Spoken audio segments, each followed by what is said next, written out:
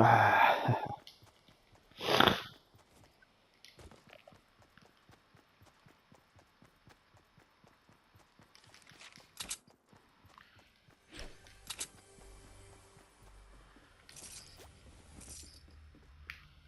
I can't even pick it up anyway, awesome boy.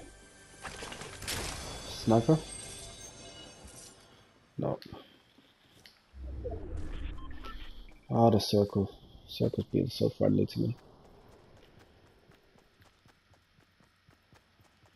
No one's been here. Yes, they are.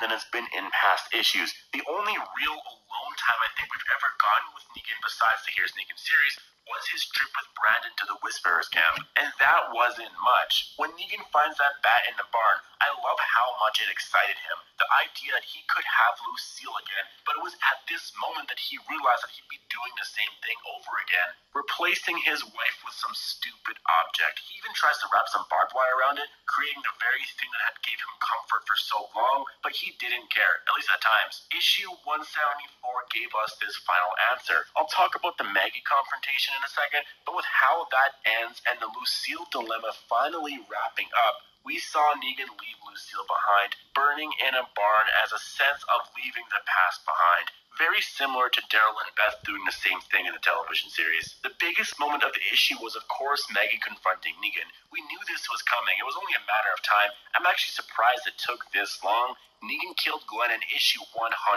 It's now issue 174. We went through a few wars, a ton of arcs, and only now we're getting this? I'm not complaining. It definitely built up the tension well. Having them both almost forgive each other was what I would say gave me a sense of closure. I'm just happy to put behind the Maggie and Negan tension storyline. It was always in the back of everyone's minds when reading every issue, like, oh, Maggie will freak out if she sees Negan. I'm glad that's all done. The scene itself was very emotional. Negan broke down, and when I say broke down, he cried like a little bitch. He wanted to die. It was as simple as that. He gave up. And it wasn't all for show. It wasn't any cop-out. He wasn't faking. Once he realized Maggie was hesitating, he fought so hard to get her to pull that trigger, reminding her of Glenn's death and what he did, pulling at her heartstrings, saying that he would do it again and so forth. Again, a drastically different Negan than we've ever seen. And I am very serious about that. If you read the issue, you would know exactly what I was talking about. I've never seen Negan cry before. We've never seen him like that at all. It was something a lot of us were hoping we would get in Here's Negan,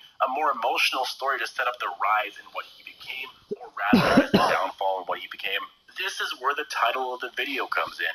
Did we just witness the end of Negan? It's all speculation at this point. Surely there will be parts of him that will always remain very Negan-like, which first of all should be in a fucking dictionary. If you swear like a fucking pirate and boast about how mighty your dick is, you're a Negan. The face he makes when he walks away from the barn is very hard to read, but... Okay.